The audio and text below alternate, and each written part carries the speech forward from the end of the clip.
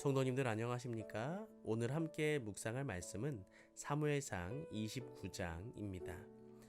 사무엘상 29장은 블레셋 군사들이 드디어 이스라엘을 치러 진군하는 장면으로부터 시작합니다. 다윗도 아기스의 청에 의하여 그의 군사들을 거느리고 참전하였습니다. 다윗의 마음은 참담하였을 것입니다. 다윗은 이러지도 못하고 저러지도 못하는 진퇴양난의 덫에 걸리고 말았습니다. 다윗이 참전하여 동족 이스라엘을 친다면 그는 이스라엘의 왕이 되기는커녕 이스라엘의 원수가 될 것이고 모든 이스라엘 백성들의 저주의 대상이 될 것이었습니다. 그가 만일 출전을 거부한다면 아기스의 분노를 사서 더 이상 시글락에 거할 수 없게 될 것이었습니다. 어느 쪽을 선택해도 다윗에게는 재앙이었습니다. 지금 다윗에게 생긴 모든 일들은 자업자득이었습니다. 다윗이 고국을 떠나 블레셋으로 가서 피난처를 구했기 때문에 생긴 일이었습니다. 그러나 자비로우신 하나님은 다윗을 이 공경에서 구해 주셨습니다. 블레셋의 방백들이 일제히 다윗의 참전을 반대하고 나선 것이었습니다. 아기스가 시글락으로 다시 돌아가라고 말했을 때 다윗은 만세라도 부르고 싶은 심정이었을 것입니다. 그러나 또 다른 비극이 그를 기다리고 있을 줄은 아무도 몰랐습니다. 사무엘상 29장 1절에서 2절입니다. 블레셋 사람들은 그 모든 군대를 아벡에 모았고 이스라엘 사람들은 이스라엘에 있는 셈 곁에 진쳤더라. 블레셋 사람의 장관들은 수백씩 수천씩 영솔하여 나아가고 다윗과 그의 사람들은 아기스와 함께 그 뒤에서 나아가더니 사무엘상 29장은 공경에 빠진 다윗의 모습과 하나님께서 극적으로 그를 도우시는 장면이 전개됩니다. 블레셋 왕 아기스는 이스라엘을 치러 가면서 다윗도 참전하기를 요청했습니다. 거부하면 아기스의 미움과 의심을 받을 것이기 때문에 다윗은 기꺼이 참전하는 척했습니다. 그러나 그의 마음은 착잡하기 그지없었습니다. 지금까지 다윗은 자기가 공경에 처할지라도 동포와의 싸움을 피했습니다. 그러나 이번 전쟁에 참가하여 모국인 이스라엘을 칠 경우에는 그는 그들의 원수로 공포될 것이었습니다. 다윗은 위기를 명쾌해달라고 간절히 기도했습니다. 블레셋 군인들과 함께 동족인 이스라엘을 치러 가는 다윗은 마음속으로 무수한 기도를 하면서 행군했을 것입니다. 사무엘상 29장 3절입니다. 블레셋 사람의 방백들이 가로되 이 히브리 사람들이 무엇을 하려느냐? 아기스가 블레셋 사람의 방백들에게 이르되 이는 이스라엘 왕 사울의 신하 다윗이 아니냐? 그가 나와 함께 있은지 여러 날 여러 해로되 그가 망명하여 온 날부터 오늘까지 내가 그의 허물을 보지 못하였노라.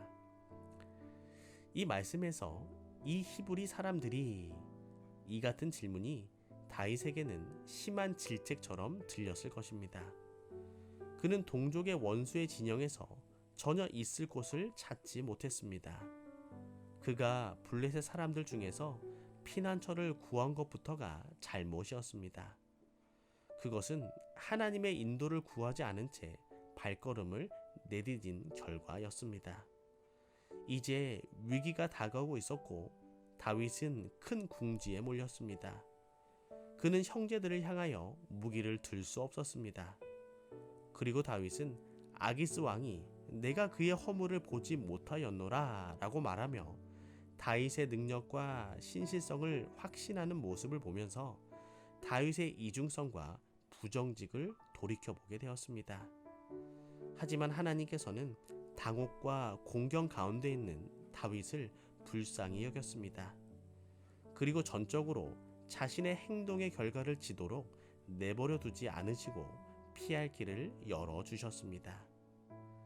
하나님께서는 자비하시게도 어리석은 실수들을 통해 성공을 위한 디딤돌로 바꾸어 주시는 분이십니다.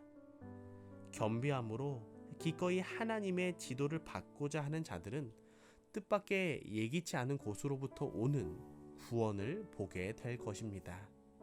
그것도 그들의 경험 중 가장 어두운 시간에 진영에서 다윗을 내보내라는 블레셋 방백들의 요구를 통하여 하나님께서는 당신의 종을 구하기 위하여 일하셨습니다.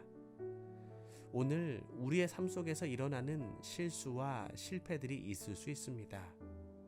하지만 우리가 끝까지 하나님을 믿고 신뢰한다면 성공을 위한 디딤돌로 바뀌게 될 것입니다.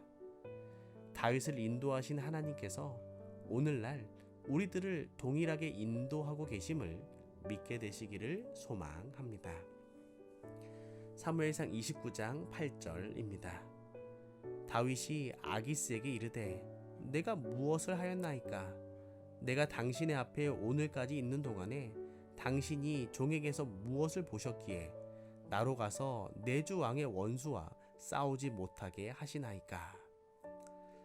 아기스가 미안해하며 다윗에게 시글락으로 돌아가라는 말을 하자 다윗은 본심을 숨기고 마음에도 없는 말을 합니다. 내가 무엇을 하였나이까? 다윗은 진퇴양난에서 자신을 벗어나게 한 예상치 못했던 사건들의 반전에 전율했지만 마치 이 무례한 태고로 인해 자신이 부당한 취급을 받고 있다는 인상을 전달하려는 듯이 왕에게 이와 같은 애매모호한 질문을 던진 것입니다. 만일 다윗이 아기스를 버리고 전투에서 블레셋 사람들과 맞선다면 그는 블레셋 장관들의 고소가 사실임을 드러낼 것이었습니다. 만일 이스라엘에 대항하여 싸운다면 그는 여호와의 기름 부음을 받은 자를 대항하여 싸우는 것이며 외국인들이 자신의 조국을 정복할 수 있도록 도와주는 셈이 될 것이었습니다. 이때 다윗은 유다에 머물러 있었더라면 훨씬 더 좋았으리라 라는 것을 깨달았습니다.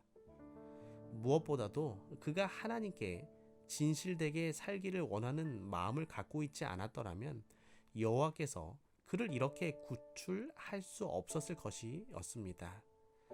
다윗의 죄는 의의 길에서 의식적이고 고의적으로 이탈했다기보다는 믿음의 연약성과 판단의 실수였습니다.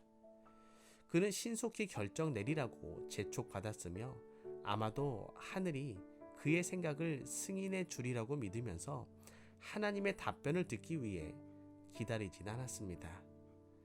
지금 다윗은 자신이 저지르고 있는 위선적 행위의 수치로 가슴이 뜨끔했을 뿐 아니라 그의 죄에도 불구하고 하나님이 자신이 걸려든 올무를 깨뜨리셨다는 데 대한 감사로 다시금 전율을 느꼈습니다.